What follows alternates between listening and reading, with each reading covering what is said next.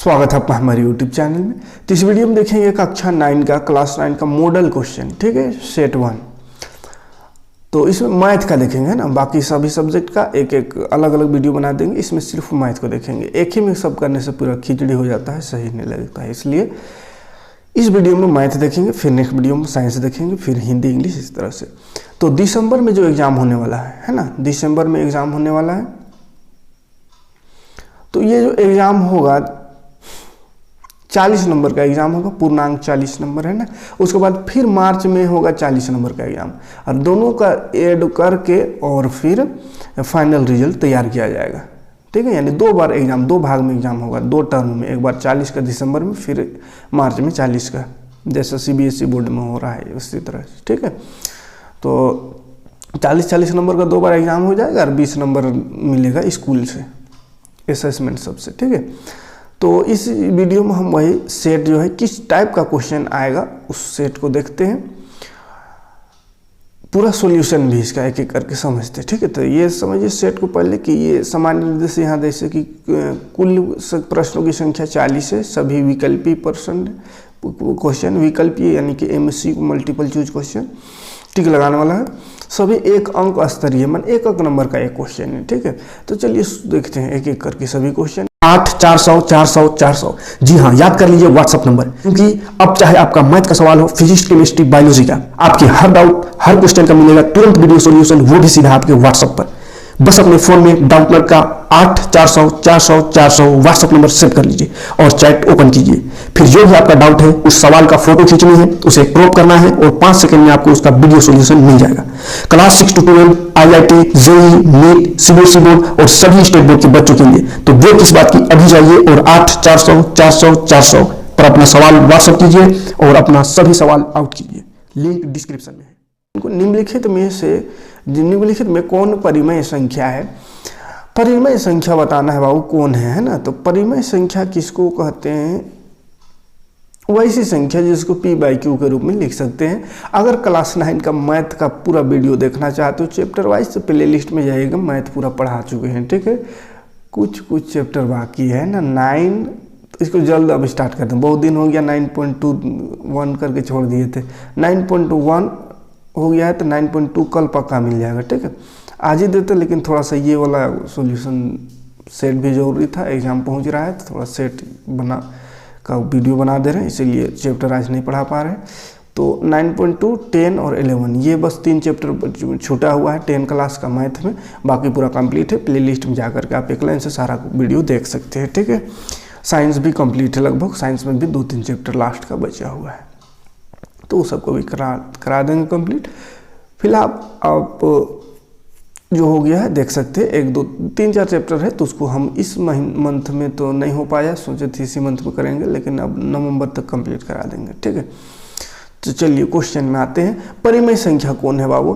तो परिमेय संख्या जिसको P/Q के रूप में लिख सकते हैं, यहाँ पे देखिए 0 है, 0 को लिख सकते हैं P/Q के रूप में, तो 0/1 लिख सकते हैं। अच्छा, P/Q के रूप में लिखना है, लेकिन Q नॉट इक्वल टू 0 होने चाहिए, Q नॉट इक्वल 0, यानी हर में 0 नहीं होना चाहिए। तो हम 0 को 1/0 लिख सकते हैं, 1/0 का मतलब 0 ही होता है, 0/1 मतलब। फिर 0/2 भी लिख सकते हैं, 0/2 मतलब भी 2 0 0 यानी 0 आता है।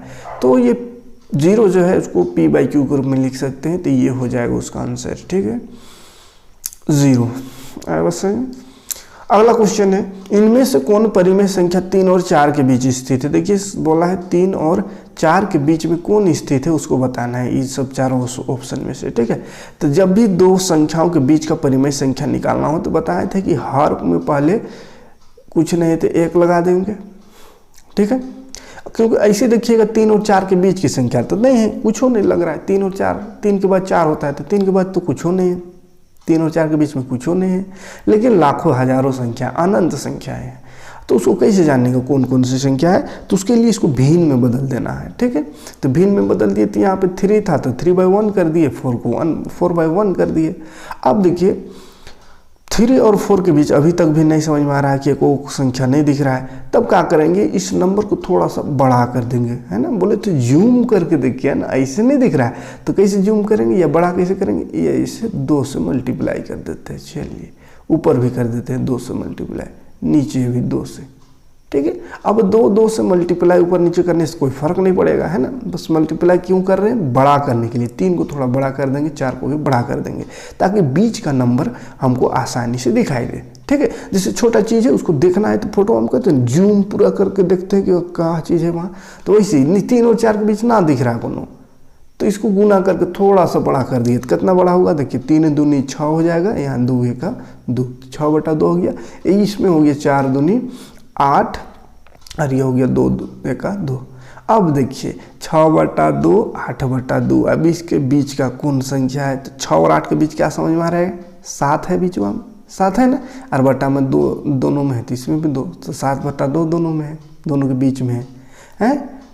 तो थोड़ा जूम किए तो पता चल गया क्या कि 7/2 है, तो इसका आंसर क्या हो जाएगा 7/2 है। अगर 7/2 नहीं रहता ऑप्शन में तब फिर क्या करते, इसको 4 से गुना करके भी चेक कर सकते थे। जैसे 3/1 है, 4/1 है, तो इसको 4 से गुना करते हैं, काहे कि हर में यहाँ पे 4 भी दिख रहा है, तो 4 से गुना करके चलिए 4 ऊपर नीचे कर गुना कर देंगे, तो ये हो जाएगा 4 × 12/4 और ये हो जाएगा 4 × 4 = 16/4। तो 12 और 16 के बीच देखिए क्या आ गया, 13 14 15, 3 गो आ गया इसमें, तो 13 14 15, 13/4 14/4 15/4, तो वैसा कोई ऑप्शन नहीं है ना। 4 में 3/4 लिख दिया, तो गलत बात, ये भी गलत, यानी कि सेकंड सही है, ठीक है, 7/2। अगला क्वेश्चन, अपरिमेय संख्या कौन है बाबू, तो जिसको p/q के रूप में नहीं लिख सकते। 3 तो परिमेय संख्या है, ये भी तो परिमेय संख्या है।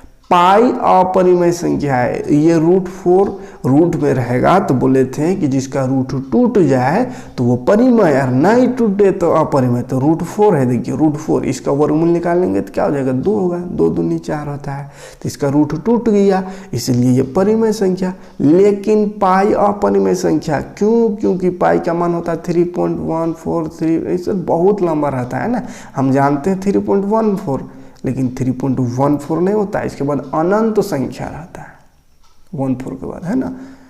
तो इसको p/q के रूप में लिखना संभव नहीं है। भले ही हम 22/7 अपने आसानी के लिए लिखते हैं ना, कैलकुलेशन को आसान बनाने के लिए 22/7 मान लिया जाता है, लेकिन एक्चुअल में 22/7 पाई का मान नहीं होता है। अगर एक्चुअल में 22/7 रहता तो ये परिमेय संख्या होता, लेकिन 22/7 नहीं होता है, ठीक है। 3.14, उसके बाद और भी बहुत सारा होता है, 7 9 3 4, इस तरह से अंदाजी बहुत सारा रहता है, ठीक। तो अपरिमेय संख्या है, याद रखिएगा, है ना। पाई क्या है बाबू, अपरिमेय संख्या है। 2 पाई रहे तो भी अपरिमेय संख्या, 3 पाई रहे तो भी, यानी पाई लगा हुआ है तो वो अपरिमेय संख्या है। फिर से वही क्वेश्चन पूछ दिया, पाई क्या है, तो अपरिमेय संख्या समझा रहे हैं तखने से, है इसका दशमलव प्रसार क्या होगा, तो दशमलव प्रसार ये सिंपल सा बात है। देखिए 36/100 है, तो भाग दीजिएगा तो 2 0 है, तो 2 बाद पॉइंट लग जाएगा, 1 2 अंक बाद पॉइंट, यहाँ पॉइंट इधर कौन नहीं थे 0, तो 0.36 हो जाएगा। किधर है 0.36, तो यहाँ तो नंबर में आंसर नहीं दिया हुआ है, तो 0.36, तो ये पॉइंट लग गया 0.36। तो इसको क्या बोलते हैं, इसको शांत कहेंगे, इसको सबसे बढ़िया शांत है ये।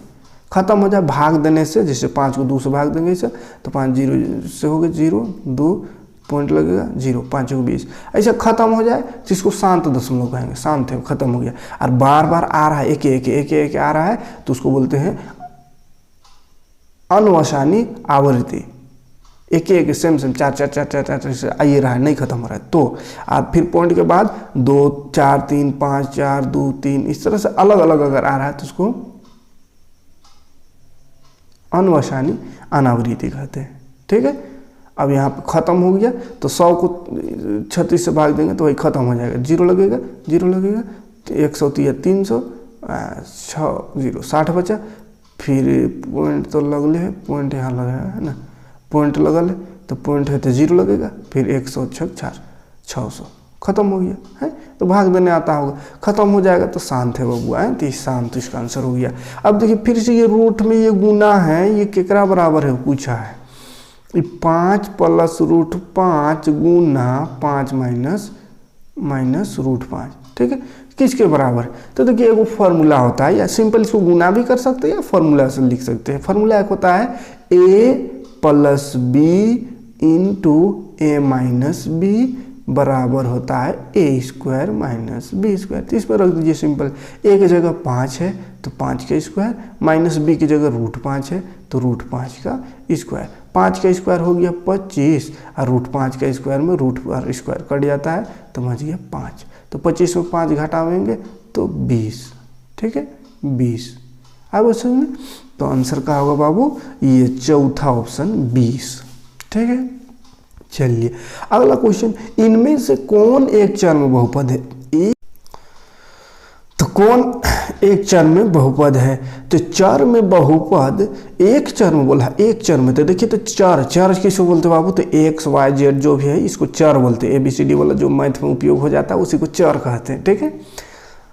मतलब ये 5 भी होता है।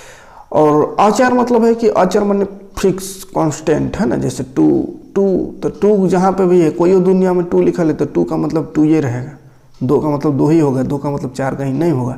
लेकिन x कहीं पे लिखा हुआ है तो कहीं x का मतलब 5 हो सकता है, 7 हो सकता है, 8, इसलिए इसको चर बोलते हैं। तो XY वाला को चर कहते हैं। तो समझ में आया? तो चर क्या है? तो एक चर में क्या है? तो इसमें देखिए एक चर सब में है, इसमें भी t एक चर है, इसमें y है एक चर, इसमें भी x एक चर है सब में। लेकिन बहुपद अब छांटिए, एक चर में बहुपद बोला है। अब बहुपद किसको कहते हैं? तो जब चर का पावर जो है प्राकृतिक संख्या हो, प्राकृतिक संख्या हो, ठीक है। चर का पावर प्राकृतिक संख्या या पूर्ण संख्या कहने से ठीक होगा, ठीक है।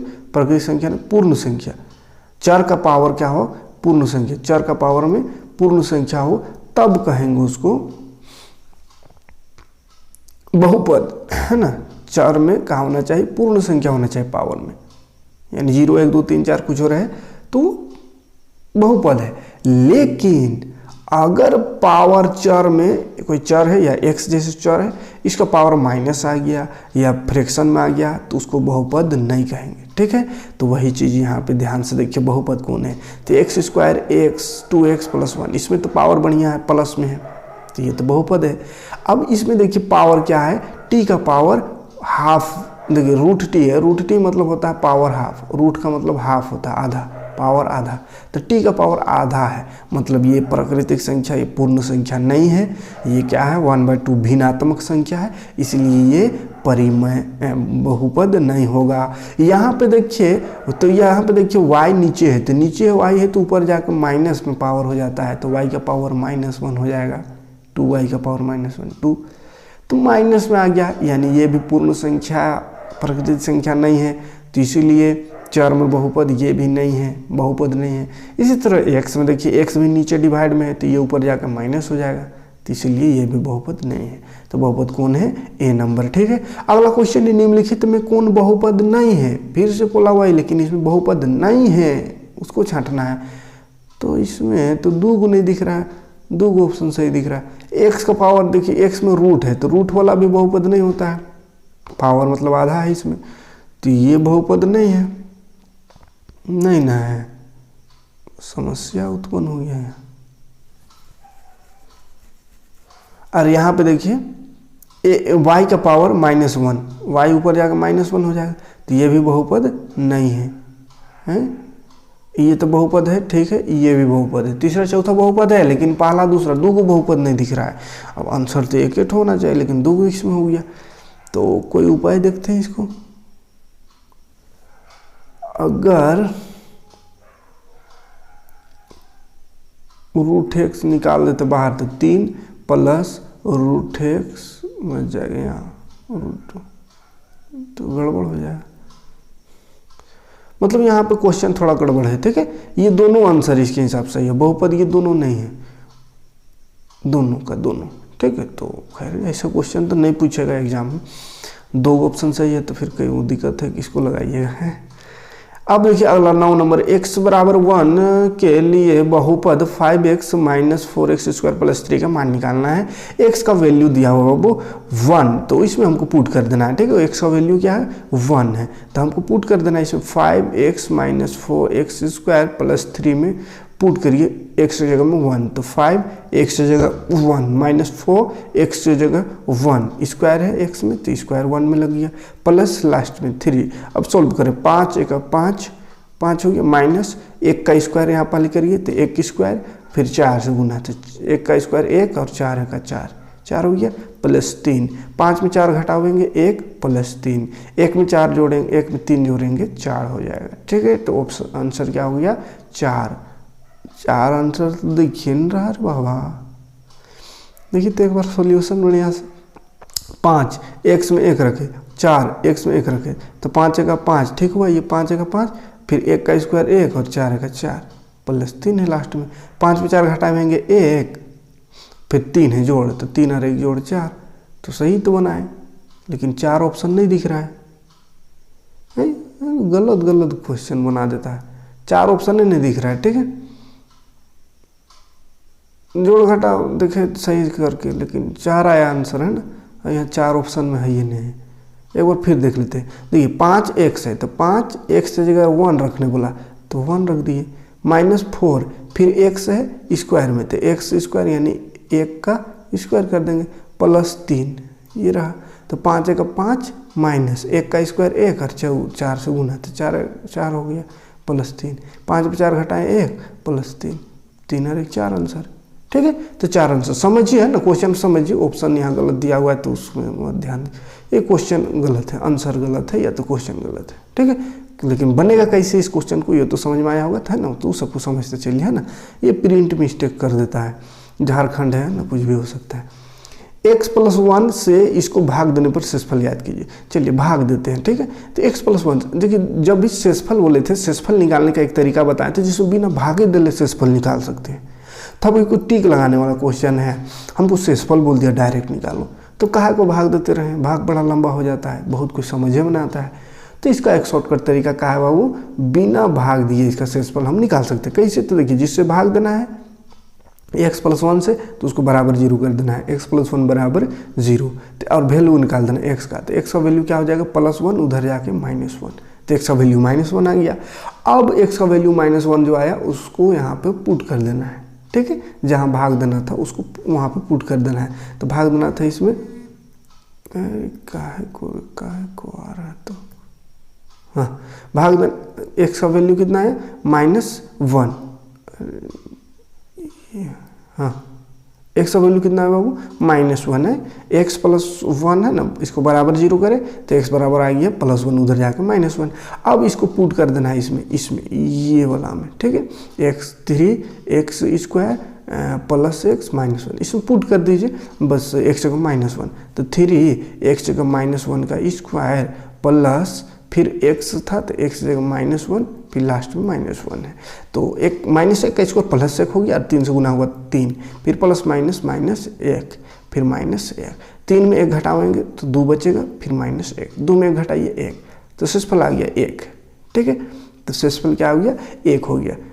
तो ये सब पढ़ा दिए हैं ना, सब बुक का क्वेश्चन है, देख लीजिएगा। कोई क्वेश्चन में ज़्यादा दिक्कत होगा तो आप उस चैप्टर में जा करके प्ले लिस्ट पे जाइएगा, चैप्टर लिखिएगा, अपने आ जाएगा, है ना। एक लाइन से उसमें 1 2 3 करके किया हुआ है, आगे बढ़ के आप जो भी चैप्टर खोजना चाहें खोज सकते हैं, मिल जाएगा। ठीक है, और वहाँ से वीडियो देख लीजिएगा।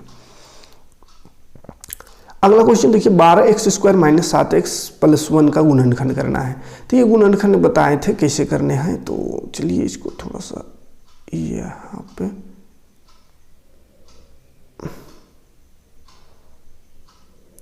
हाँ यहाँ पे देख लेते हैं, गुणनखंड कर लेते हैं। 12 देखिए 12x² - 7x + 1 है, इसका गुणनखंड करना है। गुणनखंड करने के लिए बोले थे जब भी द्विघात बहुपद है उसका गुणनखंड करना है तो पहला और लास्ट को गुना कर देना है रफ तरफ। ठीक है, तो 12x² को 1 से गुना करेंगे तो 12x² ही होगा, और इसको 2 भाग में बोले हैं बांट देना है। 12 को 2 भाग में बांटिए गुना के रूप में, गुणनखंड मतलब इसका करना है। तो 12 की इसका परिणाम आता है 3 चौके 12। ठीक है, अब ये 3 चौके 12 होता है, फिर 6 दूनी 12 भी होता है, और x² है तो सब में x रहेगा, x। ठीक, अब क्या करना है, इसका बीच में देखना है, बीच में क्वेश्चन के बीच में कितना है 7x है, तो 7x लाना है इधर का गुणनखंड में से जोड़ के या घटा के। तो किसको जोड़ने से या घटाने से 7x आएगा, तो 6 में 2 जोड़ेंगे तो 8 हो जाएगा, 6 में 2 घटाएंगे 4 हो जाएगा, 7 नहीं आया। ठीक। लेकिन ऊपर देखिए आ रहा है 3 में 4 जोड़ेंगे तो 7 आएगा। लेकिन अब साइन को देखना है, -7 लाना है, यहाँ दिख रहा है -7। तो -7 कैसे आएगा, जोड़ने से तो 7 आ जाएगा लेकिन +7 आएगा। तो क्या करें, माइनस लगा देंगे। अब एक में माइनस लगाएंगे तब तो फिर घट जाएगा, प्लस माइनस माइनस, यानी 4 में 3 घटाएंगे तो 1 बचेगा। तो सब समस्या हमको लाना माइनस में है लेकिन जोड़ना है, तब क्या करें, दोनों में माइनस लगा देंगे, तब ना होगा माइनस माइनस प्लस। अब प्लस माने जोड़, तो 4 में 3 जोड़ेंगे तो 7, और बड़का में माइनस है इसलिए माइनस, या दोनों में माइनस है इसलिए माइनस लगेगा आंसर में। ठीक, तो -7x आ गया। इतना सा रफ में करना है, बाकी हो जाएगा। ठीक, अब क्या करना है, इधर आएंगे तो ये 12 जैसा है वैसा उतार देना है, कोनो छेड़छाड़ इसको नहीं करना है। बीच में खाली इधर जो जिससे 7 आया उसको लिख देना है, 3x और 4x से 7 आया तो -3x -4x। ठीक, इसको बस उतार देना है, -3x -4x, जिसको जोड़ने या घटाने से ये वाला आएगा बीच वाला। ठीक, तो लास्ट में फिर क्या, +1 है ना, -1 है कि +1 है लास्ट में, तो +1 लास्ट में। अब कॉमन निकाल दीजिए, तो यहाँ देखिए 3x, यहाँ 12x, दो से कॉमन निकालिए दोनों से, तो 3 चौके 12 होता है, यानी 12 में भी क्या छुपा हुआ है, 3 छुपा हुआ है, 3 चौके 12 होता है, दूसरा में भी 3 है, देखिए 3x, मतलब 3 निकल जाएगा। और x तो दिखिए रहा दोनों में, एगो में x², एगो में 6x, तो x दोनों में 3x निकला, 12 था 3x निकल गया, यानी 3 निकला तो 4 बचेगा ना, और x² माने 2x था तो एगो तो निकला है तो एगो तो रहेगा, 4x मतलब रह जाएगा। अब दूसरा में देखिए 3x है, अब 3x तो पूरा निकला दिए, तो अंदर में क्या बच जाएगा, कोनो नहीं, तो कोनो नहीं तो 1 लिख दीजिएगा। ठीक है, गुना करके एक बार मिलाइए, ऊपर वाला आना चाहिए, 3 चौके 12x² आया, x², फिर 3x, 1 3x आ गया ऊपर वाला। अब आ गया तो इसमें कॉमन निकालनी थी, इसमें कोनो कॉमन नहीं दिख रहा है, कोनो कॉमन नहीं है, तो चलिए कोनो कॉमन नहीं है तो छोड़िए, इसको थोड़ा सा जगह छोड़ के इसी को उतार दीजिए, समझ में आ जाएगा। ये वाला ब्रैकेट में जो आए उसी को उतार दीजिए, ये उतार दीजिए। अब मिला देना है खाली ऊपर, देखिए ऊपर 4x +1 है, नीचे आया हमारा 4x -1। अब कितना इसमें गुना करे ऊपर वाला आ जाए सही से, तो ये कि -4x है तो -1 से गुना करे, तो 1 4 जा 4, और फिर माइनस प्लस 1 1 ऊपर वाला आ जाएगा। ठीक, अब क्या करना है, एक बार ब्रैकेट वाला लिख देना है, यानी फिर से कॉमन निकल जाएगा, 4x -1 यहाँ भी है, यहाँ भी 4x -1, तो एक बार 4x -1 को फिर से निकाल दिए तो अंदर बच जाएगा, यहाँ से 4x -1 चल गया तो बच जाएगा 3x, और यहाँ दूसरा स्टेप दूसरा तरफ से इधर से चल गया तो बच जाएगा -1। तो ये हो गया उसका आंसर, गुणनखंड। ठीक है, क्या हो गया, 4x -1 3x -1, 4x -1 3x -1, 4x -1, ये देखिए तीसरा ऑप्शन 4x -1 और 3x -1 है। ठीक है, तो आगे पीछे कोई और है उससे कोई मतलब नहीं, लेकिन होना चाहिए ये दोनों। ठीक है,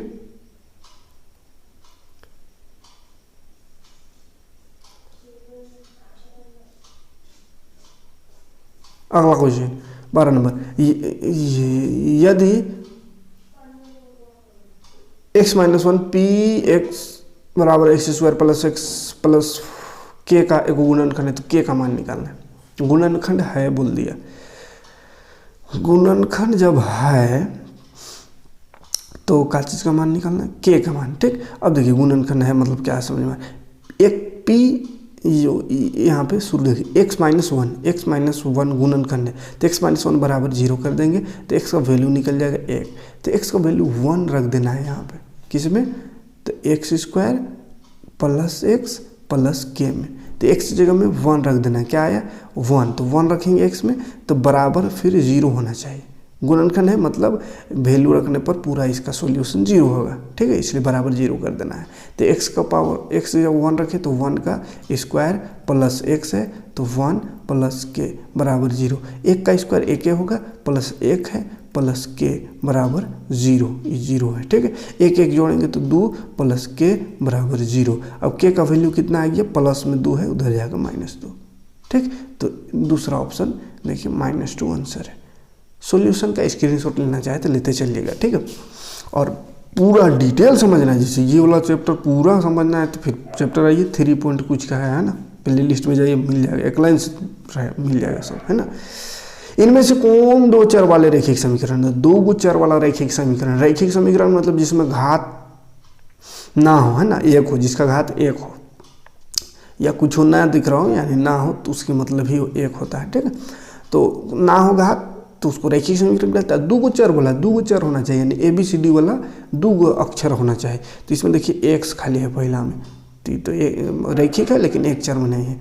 इसमें देखिए x y 2 गो है, तो ये हो गया 2 चर में रैखिक समीकरण, ठीक है। बाकी में देखिए इसमें y खाली है, इसमें x खाली है, पहला में भी x खाली, तो दूसरा ऑप्शन सही होगा, ठीक। अगला क्वेश्चन 14 नंबर, 2x + 3y = 9 को ax + by + c के रूप में व्यक्त करने पर a b c का मान ज्ञात कीजिए। a b c का मान ज्ञात करना है, पहले इसको व्यक्त कर देना है किसके रूप में, ax + by + c = 0 के रूप में। अब यहाँ पे देखिए ax + by = 9 है, माने 2x + 3y = 9, तो 9 को उधर है उसको बराबर से उधर ले जाएंगे, कहा कि +c एक ही तरफ सब होना चाहिए। देखिए यहाँ पे ax by c है ना, ax + by + c से तुलना करने बोला है, इसके रूप में व्यक्त करने, तो उसके जैसा इसी के जैसा सेम टू सेम बना देंगे क्वेश्चन को। तो देखिए 2x हो जाएगा + 3y और प्लस में 9 ऊने हैं, बराबर से ऊने है तो बराबर से एने लाएंगे तो माइनस है, बराबर उधर 0। अब देखिए क्वेश्चन से टेली कर रहा है,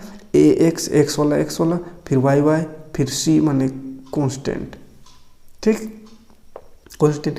अब तीनों का वैल्यू निकालना, तो एक a बराबर का होगा, x वाला को a कहते हैं, दिख रहा है ax यानी 2x है, यहाँ तक 2 हो गया एक जगह, b की जगह है बाबू by तो 3y है तो 3 हो गया b की जगह, 3 कैसा लिखे रे, 3 हो गया b की जगह। और c में क्या है देखिए, तो c का ऊपर सीधा में 9 दिख रहा है, माइनस में 9 तो -9, तो a बराबर 2 b बराबर 3 c बराबर -9। कहाँ ऑप्शन ऐसा है, a बराबर 2 b बराबर 3 c बराबर -9, ये देखिए दूसरा ऑप्शन है, ठीक है। a बराबर 2 b बराबर 3 और c बराबर -9, ये आंसर है बी नंबर 2 नंबर ऑप्शन। निम्न हलों में कौन समीकरण इसका हल है, हल कौन है बाबू, है हल कौन है उसको बताना है। तो हल कौन है उसको जानने के लिए क्या करे के पड़ी, तो देखिए क्या करे, एक्स वाई दिया हुआ बाबू, निर्देशांक दिया हुआ है, मतलब ये क्या होता है, पहला वाला एक्स दूसरा वाई, ये भी एक्स वाई, यहाँ भी एक्स वाई, तो एक्स और वाई का वैल्यू दिया हुआ है हमको, यहाँ भी एक्स वाई दिख रहा है, तो एक्स वाई का वैल्यू को रख देंगे, सोल्व करेंगे तो बराबर 6 है, माने 6 आ जाएगा, तो कहेंगे हाँ ये सॉल्यूशन है, माने हल है, और नहीं तो नहीं है। तो पहला को रख के देखते, देखिए पहला में क्या है 0 0, एक्स में 0 वाई में भी 0, तो ये 0 + 2 वाई में 0 बराबर 6 लाना है, तो 6 आएगा, 2 को 0 से गुना करें तो 0 हो गया, प्लस इधर 0 है तो 0 0 तो 0 हो गया, 6 नहीं आया, माने पहला ऑप्शन गलत नहीं आया। दूसरा ऑप्शन चेक करते हैं, 0 4 है, 0 और 4 रख के देखते हैं, x + 2y में रखना है, तो x में 0, x शुरू वाला x होता है, x 0 है, 0 + 2y में 4 तो 4, अब यहाँ गुना करें 2 चौके 8 हो गया है, और लाना 6 था, गलत बात हो गया, इसमें भी नहीं आया। तीसरा देखिए 4 0, x में 4 y में 0, तो x + 2y बराबर 6 लाना है, ठीक, x में 4 y में 2 है और 0 लग दे तो 0, तो ये 2 0 0 हो गया, और इधर 4 तो 4 0 4, 4 में 0 जोड़ेंगे 4 होगा ना, 4 लाना तो 6 था, 4 आया, मैंने ये हो गलत, तीनों का तीनों गलत, लास्ट ऑप्शन में तो सही हो गया है।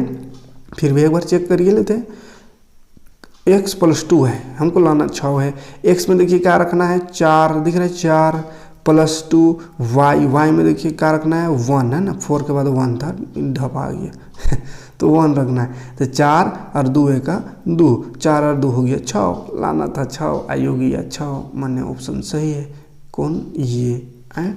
चलिए x अक्ष और y अक्ष को कटान बिंदु को, x अक्ष और y अक्ष, ये x अक्ष हुआ, ये y अक्ष, इसका कटान बिंदु ये, जिसको क्या कहते हैं, मूल बिंदु कहते हैं, ठीक।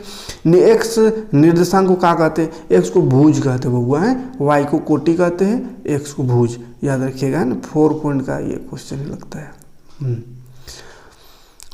अगला आकृति में बिंदु P का निर्देशांक लिख लीजिए, P 3 या 4 का है, ग्राफ से है ना, तो देख लीजिएगा, बहुत बढ़िया समझा दी इसको भी, 3 पॉइंट का क्वेश्चन है। P का निर्देशांक देखो, तो P का निर्देशांक माने होता है x y है ना, x, y, तो P यहाँ पे है, P यहाँ पे ये बिंदु लगा दिए, वहाँ पे P है, तो इसका सीधा x देखिए, तो x ये लाइन है ये, तो इसका सीधा में ये वाला 4 में आ रहा है, 4 तो 4 हो गया। और y इसका सीधा देखिए इधर तो 2 आ रहा, तो 2, तो 4 और 2, 4 2 कहाँ है, 4 2 4 2 तो ऑप्शन में ना है बबुआ। एक बार फिर से देखते हैं, बढ़िया से क्वेश्चन हुआ वही ना। p का निरसांग ना बोला, p का निरसांग, तो p का x में तो 4 है ना, देखिए x का नीचे x में, p का सीधा x में 4 और y में 2, तो 4 2 आंसर होना चाहिए।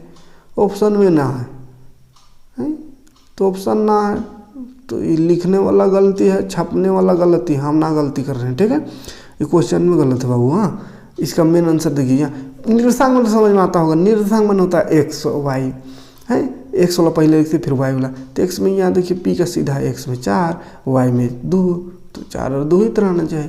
तो इसमें का भर दिया है 2 3 में अंदाजे। चलिए गलत क्वेश्चन नहीं है, ठीक है, लेकिन समझते जाइए, जो क्वेश्चन है वैसे वैसे समझते जाइए, ऐसे क्वेश्चन आएगा है ना। निरसांग भले यहाँ पे क्वेश्चन में गलत दे दी, वहाँ गलत थोड़ी देगा है। 2 भिन्न रेखाओं में कितने बिंदु उभयनिष्ठ हो सकते। भिन्न रेखा बोला, भिन्न माने अलग अलग, एगो रेखा ऊपर है एगो नीचे ऐसा। अब इसमें कई गो बिंदु उभयनिष्ठ है, उभयनिष्ठ माने एक गो में होना चाहिए दुइयो, तो कहाँ उभयनिष्ठ रहेगा, अलग अलग रेखा है। तो भिन्न भिन्न रेखा बोला, तो भिन्न भिन्न रेखा तो एको को नहीं रहेगा है। कितने बिंदु उभयनिष्ठ हो सकते हैं भिन्न भिन्न रेखा में, तो एक वो रख सकते हैं। चलिए 0 ऑप्शन नहीं है, तो 1 2 3 4 है, तो एक रेखा ऐसा है और एक रेखा ऐसा, तो एक रेखा ऐसा मान चलिए ऐसा, चलिए ऐसा, तो एक उभयनिष्ठ हो सकता है, ठीक है। हाँ, एक उभय बेसिन है ना, ज़्यादा उभयनिष्ठ करेंगे तब तो रेखा नहीं बनेगा, ये तो कोनो दूसरा बन जाएगा, ठीक। एक उभयनिष्ठ हो सकता है, क्या एक रेखा इधर या एक इधर, तो कटेगा एक जगह, तो एक उभयनिष्ठ बिंदु हो जाएगा। वे वस्तु जो परस्पर समानुपाती होते हैं, बराबर होते हैं, ठीक है।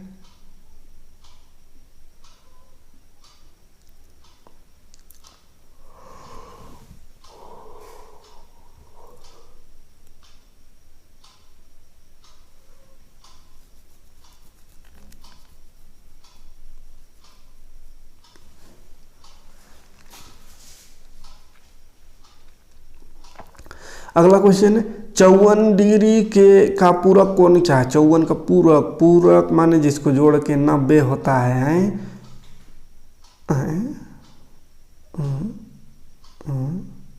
इसमें भी गलत, बहुत क्वेश्चन गलत दे दिया है।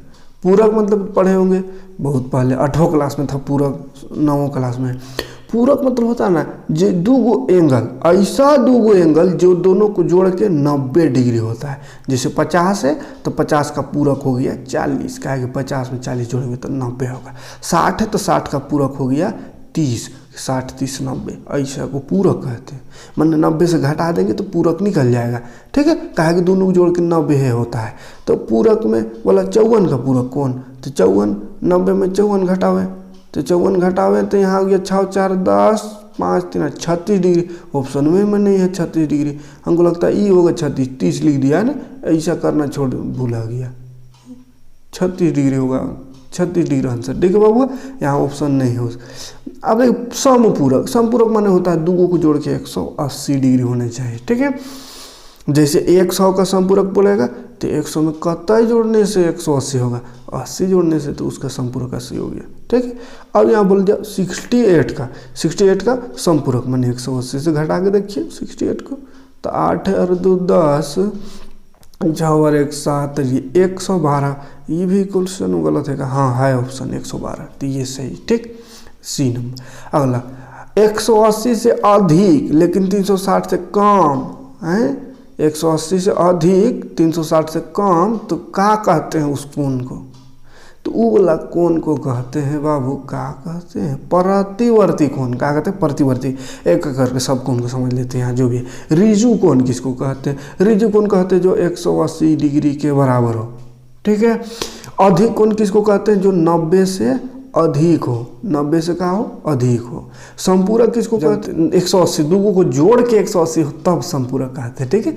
2 को जोड़ के, जैसे 90 जोड़ 90 180, 2 को जोड़ के 180 हुआ तो संपूरक, और अकेले 180 है तो रिजु कोण, ठीक है। और अधिक कोण बताए, हाँ। और प्रतिवर्ती किसको कहते हैं, तो 180 से 360 के बीच वाला हो, ठीक। अब देखिए ए ओ बी एक रेखा है, एक्स का मान निकालिए।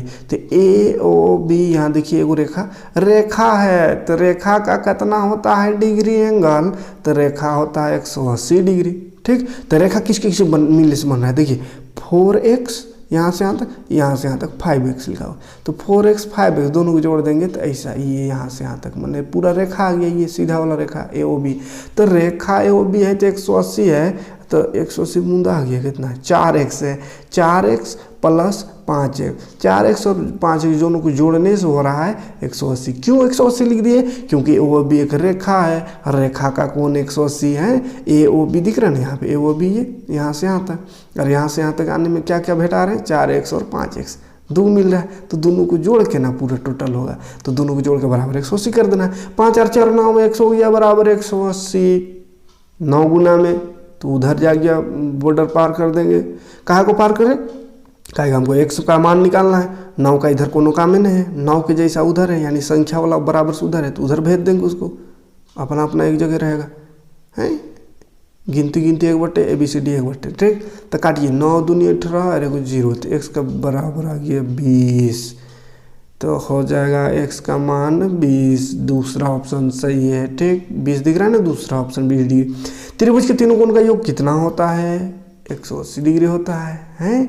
दो सर्वांग आकृति होते हैं, असमान समान बड़ा छोटा समान होते हैं दोनों, है ना सर्वांग समय। तो निम्नलिखित में कौन त्रिभुज का सर्वांग कसौटी है, ASS नहीं है, SSA नहीं है, AAA नहीं है, साइड एंगल साइड है। ठीक। साइड एंगल साइड सर्वसमता कसौटी है।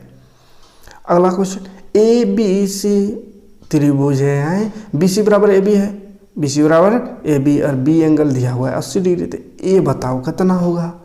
तो गड़बड़ा, तो बड़ा डेंजर क्वेश्चन, त्रिभुज बनाना पड़ेगा।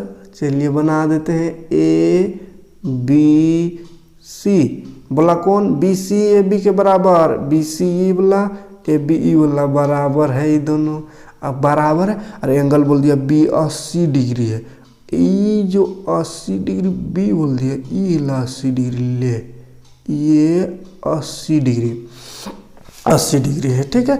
अब देखिए एगो परिमेय पढ़े हैं, 8वां की 7वां चैप्टर में पढ़े हैं, उतना याद नहीं आ रहा, लेकिन 7वां में या 8वां में एगो त्रिभुज का परिमेय है, 7वां में शायद है। दो बराबर भुजा, अगर त्रिभुज का दो भुजा बराबर हो, जैसे ये और ये भुजा बराबर हो, तो इसका सम्मुख कोण यानी यहाँ वाला कोण और यहाँ वाला कोण। ठीक। जैसे अगर ये A है, ये B है, ये C है, तो अगर AC बराबर है, यानी ये ऊपर वाला दोनों भुजा बराबर है, तो उसका सम्मुख कोण यानी एंगल B और एंगल C बराबर होता है। ठीक।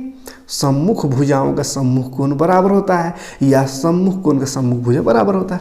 ये नियम हम पढ़ चुके हैं चैप्टर में, है। तो यहाँ पे भी तो वही बोल दिया, BC बराबर है, भी बोल दिया, माने ये सम्मुख भुजा, ये भुजा बराबर है, तो ये दोनों भुजा बराबर है, तो उसका सम्मुख कोण बराबर होगा। सम्मुख कोण कहाँ बन रहा है, देखिए AC में सम्मुख कोण बन रहा है। ठीक है। तो ये दोनों बराबर होगा। अब एक कंडीशन और इसमें लगाना होगा कि एक ठो तो B 80 डिग्री दिया है और बाकी दो गो बराबर है, और टोटल जोड़ने से कितना होता है, त्रिभुज के तीनों कोण होता है 180 डिग्री, और एगो 80 देवल है और दो कहा बराबर है, तो कतई होगा 50-50 होगा, तबे ना हो गया 50-50 100 और 80 180 है। 80 दिया हुआ था, दो गो बराबर है, बराबर कैसे है, तो दो बराबर भुजा का सम्मुख कोण है तो बराबर होगा, अरे वो 80 तो 50-50 दोनों होगा, तबे ना 50-50 100 हो जाएगा, अरे 80 तो 180 डिग्री होता है टोटल। ठीक है। माने अगला जो है दो बराबर वाला वो कितना है 50-50। तो बोला था A किसके बराबर है, तो A बबुआ के बराबर 50 के बराबर 50 डिग्री हो। ठीक है। चलिए अगला क्वेश्चन, चतुर्भुज के अंतः कोणों का योग होता है कितना, 360। तो कोणों करने की जरूरत नहीं, चतुर्भुज का अनुपात दिया हुआ है कोणों का, है ना, कोणों का अनुपात 3, 5, 9, 11 अनुपात का। इसका सबसे बड़ा कोण क्या होगा ये बताना है। तो हमको देखिए बोले थे ना, क्षेत्रमिति है या कोण है, अनुपात में जब भी रहे ना तो ना में 1 लगा दीजिए, सब में 1 से जोड़ दीजिए। जैसे 3x एक ठो को मान लीजिए, एक ठो को 5x भुजा को, है ना, सब भुजा के दिया हुआ है ना, कोण सब कोण दिया हुआ है, तो एगो 3x मान लीजिए, एगो 5x, एगो 9 है तो 9x, एगो 13 है तो 13 है। तीनों एंगल दिया हो, चारों एंगल। अब चारों एंगल का जोड़ होता है 360 डिग्री, तो पते हैं, लिख दिए 360। अब जोड़िए सबको, 13 और 9 21, 22 22 होता है, 21 22, 13 और 9 22, 22 5 27, 3 28 29 30 आ गया बबुआ 30 गो एक्स बराबर इधर है 360। काट देते हैं यहीं पे, इधर उधर क्या करते रहे, 0 0 कट गया। अरे 3 एका 3, 3 दूनी 6, माने एक्स का वैल्यू आ गया 12। तो एक्स का वैल्यू पूछता तब तो 12 आ गया। लेकिन बोला सबसे बड़ा का कौन कौन है, सबसे बड़ा कौन, तो सबसे बड़ा देखिए 13, तो 13 है वाला ना सबसे बड़ा होगा, तो 13 और एक्स, 13 एक्स माने है ना इसको 13 एक्स, तो एक्स का वैल्यू आ गया 12। तो 13 और 12 की जगह से गुना कर दीजिए, तो 12 13 यहाँ कितना होता है, 13 दूनी 26, 13 का 13 14 15, 156 डिग्री होगा सबसे बड़ा का एंगल, ठीक 156 डिग्री, ठीक। तो 156 हो गया इसका आंसर। अगला क्वेश्चन देखिए, विरीत की सबसे बड़ी जीवा विरीत का होता है, क्या होता है, विरीत का सबसे बड़ा जीवा, जीवा कहते हैं एक छोर से दूसरे छोर जो टच करता है, ये जीवा है, ये जीवा, ये जीवा। तो सबसे बड़का जीवा होता है बिचुआ में, है जिसको व्यास कहते हैं, क्या कहते हैं बाबू, व्यास, व्यास, है ना। अगला, अर्धविरीत का कौन होता है, अर्धविरीत, अर्धविरीत माने ऐसा, ये अब इसका कितना डिग्री है ये, तो ये तो बबुआ कितना डिग्री है, सीधा लाइन है ना बाबू, तो सीधा लाइन को 180 डिग्री, 180 डिग्री को का कौन कहते हैं, रिजु कोण, तो रिजु कोण है ये, ठीक है। अगला क्वेश्चन, चलिए बहुत लंबा वीडियो हो जाएगा, क्या कीजिएगा, तो समझाने के चक्कर में नहीं समझाएंगे, खाली आंसर बताएंगे तो क्या फ़ायदा होगा। तो समझाते चल रहे हैं, लंबा हो कोई दिक्कत नहीं है ना, टेंशन नहीं लीजिएगा। एक त्रिभुज की भुजा दिया हुआ है इतना इतना इतना इतना, इस त्रिभुज का परिमाप निकालना है। त्रिभुज का परिमाप बराबर होता है भुजाओं का योग, मैंने जोड़ देना है, तो जोड़ दीजिए इसको, जोड़िए 4 और 2 6 और 0 6 6 होगा 6 और 3 2 5 4 9 6 और 9, तो 96, बी नंबर ऑप्शन सही। चलिए अगला क्वेश्चन, ये देखिए क्षेत्रफल निकालना है, तो बड़ा लंबा बनेगा। क्षेत्रफल निकालना बाबू, भुजा दिया हुआ है 3 गो, क्षेत्रफल निकालना है, तो कैसे क्षेत्रफल निकलेगा अगर 3 गो भुजा दिया हो, तो हीरोन सूत्र से। और हीरोन सूत्र निकालने के लिए बोले सबसे पहले अर्ध परिमाप चाहिए एस, तो एस मतलब होता है सबका जोड़ बटा आधा। तो चलिए शॉर्ट में थोड़ा कर देना, सबको जोड़िए तो कितना हो जाएगा, 2 4 6 और 0 6 हो गया, और इधर 3 2 5 4 4 9 96 हुआ, 96, हाँ 96 बटा 2, तो 2 चौके 8 और 1 गया 19, 2 8 16, तो एस बराबर आ गया 48, ठीक है, एस 48 आ गया। अब हीरोन सूत्र का फॉर्मूला पढ़े हैं, √S into S minus A, S minus B, S minus C, ठीक है, इसमें फटाफट रख देते हैं। चलिए √S, एस आया 48, फिर 48 एस 48 माइनस ए भुजा कितना है 40, फिर 48 माइनस 24, फिर 48 माइनस 32, ठीक है। अब घटाइए जल्दी जल्दी, फटाफट घटा के गुना उना करेंगे। चलिए 48 गुना 48 में 40 घटाएंगे तो 40 8 48 8 बचेगा, 48 में 24 घटाएंगे तो 24 24 48 से होता है, हाँ 24 बचेगा, गुना 48 में 32 घटाएंगे तो 32 और 8 40 और 8 16 हो गया है। रूट में है, हमने क्या करेंगे, दो भाग में सबको कर देंगे, दो भाग कर देंगे सबको, दो भाग तो सबका रूट खत्म हो जाएगा। तो देखिए 24 दूनी 48 कर सकते हैं, यानी 48 जो है ना उसको लिख देते हैं 2 गुना 24, और 8 है इसको रहने दीजिए 8, 24 को रहने दीजिए, का है 24 का जोड़ा मिल रहा है 24 24 है, तो ये रूट से बाहर हो जाएगा, गुना 16 को 8 दूनी 16 लिख सकते हैं, 2 8 16, का ऐसा लिखे का है कि एगो 8 भी है एगो 2 भी है। तो देखिए जिसका जिसका जोड़ा हो जाता है उसको रूट से बाहर कर देते हैं। तो 2 का जोड़ा खोजिए तो 2 2 करने दो यहाँ, तो ये 2 2 है 2 2, तो ये 2 बाहर, गुना 24 और 24 भी 2 गो, तो 24 रूट से बाहर है, और गुना 8 2 गो, देखिए तो 8 8 2 गो, तो ये हो बाहर, तो रूट खत्म हो गया। आप खाली गुना कर दीजिए, 24 दूनी 24 लिख दिए, 24 दूनी 48 गुना 8, गुना करिए 8 64, 6 बच गया, 8 32 और 6 38, तो देखिए 384 आया, 384 सेंटीमीटर आंसर होगा। है कि नहीं ऑप्शन रे बाबा, इतना लंबा बना के, है देखिए देखिए दूसरा नंबर। अगला क्वेश्चन, ये घन का किनारा जिसका x है, किनारा x है, पार्श्व प्रिंसिपल क्या होगा? पार्श्व प्रिंसिपल में आमने सामने का दीवार खाली है ना, ऊपर पेंदी और ऊपर नीचे नहीं है, नीचे का पेंदी और ऊपर का ढक्कन नहीं, खाली 4 गो दीवार आसपास का।